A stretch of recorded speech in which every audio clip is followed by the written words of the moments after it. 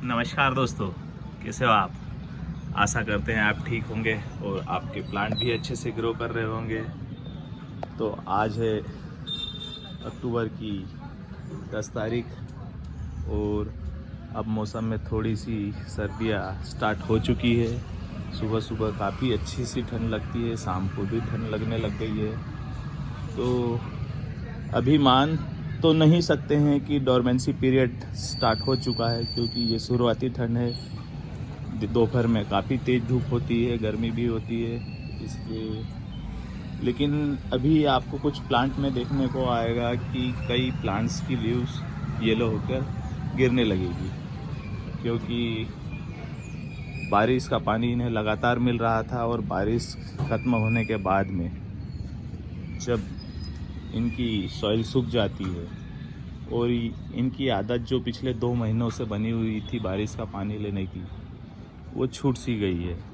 तो वो पुरानी लीव्स गिराकर नई ग्रोथ की तरफ अब बढ़ रहे हैं। तो आज हम लेकर आए हैं अपने अरेबिकम प्लांट, जिनमें मैंने आज करीब 5 दिनों बाद पानी दिया है, क्योंकि बारिश का पानी इनके अंदर था। कोडेक्स काफ़ी हार्ड थे, हालांकि सॉइल तो सूख गई थी इनकी, फिर भी अगर इनमें फ्लावर नहीं है, लीव्स हैं, तो ये पानी तो अपना खाना और पानी तो लेंगे।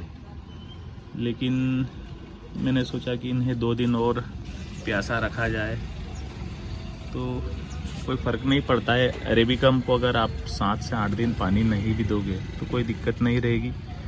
जब तक इनके कोडेक्स हार्ड हैं, इन्हें कितने भी दिन पानी ना दो कोई फ़र्क नहीं पड़ेगा। यहाँ पर कुछ प्लांट ने मेरे ऐसे ग्रोथ ली कि कोडेक्स फूलते फूलते उन्हें फाड़ने तक लग गए थे। ये दिख रहा होगा साइन आपको। यहाँ पर कई प्लांट है मेरे।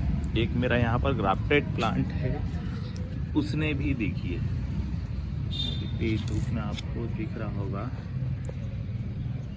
कि यहाँ पर कोडेक्स को ही फाड़ने लग जाते हैं। ये एक ज़्यादा ग्रोथ लेने के कारण ये प्रॉब्लम होती है, लेकिन इससे कोई डर की बात नहीं रहती है कि आपका प्लांट खराब हो जाए। तो सभी प्लांट मेरे अभी यहाँ पर धूप में रखे हैं। हाल ही में रिपोर्ट किए हुए कुछ अरेबिकम मैंने सुबह की 2 या 3 घंटे की धूप के लिए यहाँ पर रखे हुए हैं। 2-3 दिनों में इन्हें भी मैं अब फुल सन में ले आऊँगा। एक मेरा ये मैंने आपको पिछले वीडियो में दिखाया था, यहाँ पर मैंने 5 टेबलेट ग्राफ्ट किए थे इस बड़े से प्लांट पर, जो सक्सेस नहीं हुए।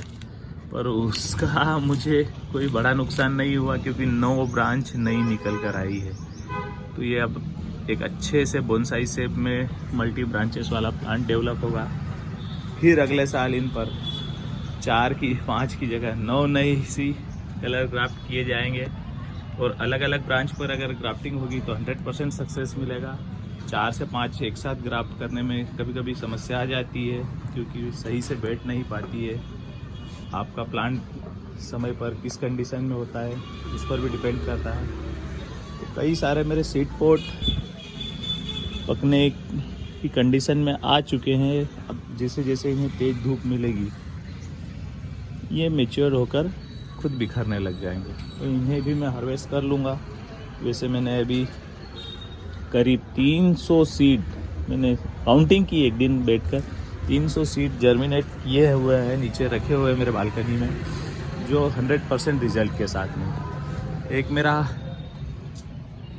इस रोज़ी वेराइटी का सीड पॉट निकला था, जिसमें से 40 सीड निकले थे। 40 के 40 मैंने जर्मिनेट किए, 40 हो गए हैं। Success result 100%। तो ये एक अच्छे साइन है मेरे लिए कि मेरे हो गए। हाँ, पर उन्होंने चलना चाहिए आगे तक, देखते हैं कैसे चलते हैं। तो सीडलिंग मेरी 3 महीनों की से अधिक की हो गई है, कुछ 2 महीने की है, तो ये भी अच्छे से ग्रो कर रही है। इनमें मैंने अभी तक एक बार सीवीड का फर्टिलाइज़र स्प्रे किया था, उसके अलावा अभी तक कुछ भी नहीं दिया। तब देखते हैं इन्हें आज शाम को कुछ हल्का सा खाना दिया जाए।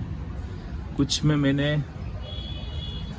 यहाँ पर पिंचिंग की है, क्योंकि ये मेरे प्लांट कुछ सीड पिछले साल के कमज़ोर से थे जो मैंने फरवरी में लगाए थे। इनकी ग्रोथ इतनी अच्छी सी नहीं हुई तो फिर मैंने इन्हें पिंच कर दिया।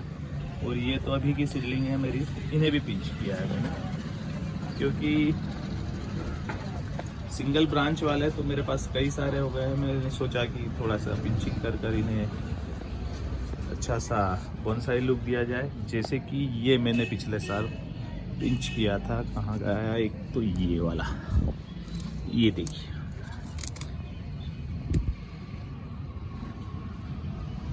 कितना शानदार।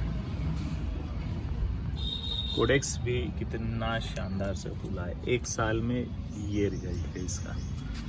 ऐसे ही एक यहाँ पर रखा हुआ है, ये भी मेरे सीड से लगाया हुआ है, इसे भी मैंने पिंच किया था। एक यहाँ पर रखा हुआ है जिसे मैंने इस साल प्रून भी कर दिया। हालांकि डबल माइंड था मैं इसमें कि 4 से 5 ब्रांचें हैं तो ग्राफ्ट कर दूं, लेकिन छोटी छोटी 7-8 ब्रांचेस और थी तो मैंने सोचा कि एक बार ट्राई करते हैं। इनकी प्रूनिंग कर 10 ब्रांचेस निकल आई तो इन्हें देसी में ही ग्रो करेंगे, अच्छा लगता है। सीड पोट यहाँ पर भी है, मेरे पास कई सारे सीड पोट निकले थे। मेरे पास न सॉइल बची है न पॉट बचे हैं, तो कुछ सीड्स मैंने इन्हीं में डाल दिए। यहाँ पर आपको दिखेंगे 1 2 3 4 5 6 7 8 निकल आए। करीब 15-20 सीड डाले थे। यहाँ पर भी है, कुछ बाहर हो गए हैं तो इन्हें भी कवर कर देता हूँ मैं।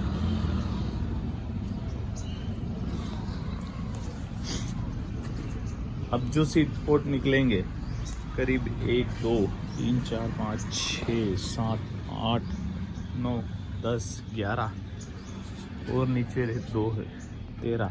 उनके लिए मुझे कुछ सेलो पोट लाकर रखना होंगे, कुछ सैंड और कोकोपीट भी लाना होगी, क्योंकि क्या करें इतने सारे सीड है, उन्हें या तो फिर किसी को देना होते हैं या फिर खुद ही करो। तो ये देखिए, ये मेरे देसी के, इनकी अब मैं फरवरी में करूँगा हार्ड प्रूनिंग, क्योंकि काफ़ी लंबे से होते जा रहे हैं, इनका शेप अच्छे से नहीं निकल के आता है। कुछ पर मैं ग्राफ्टिंग करूँगा, जैसे इन पर 4 ब्रांच है, इस पर 4 ग्राफ्ट हो जाएगी, यहाँ पर 4 ब्रांच है, इस पर भी ग्राफ्ट हो जाएगी, इस पर 6 ब्रांचेस है, यहाँ पर भी अच्छे से ग्राफ्ट कर हो जाएगी सक्सेस। तो इन पर ग्राफ्ट करूँगा मैं, और बाकी जो है उन्हें देसी में ही रखूँगा। एक छोटी सी अपडेट आप सभी के लिए, कुछ में फ्लावरिंग हो रही है मेरी रोज़ी में, कुछ बारिश के कारण बड्स ख़राब हो गए हैं। ये देखिए, ये भी शायद खिलेगा नहीं खिलेगा, कुछ पता नहीं। तो फ्रेंड्स, छोटी सी अपडेट, मिलते हैं अगले वीडियो में।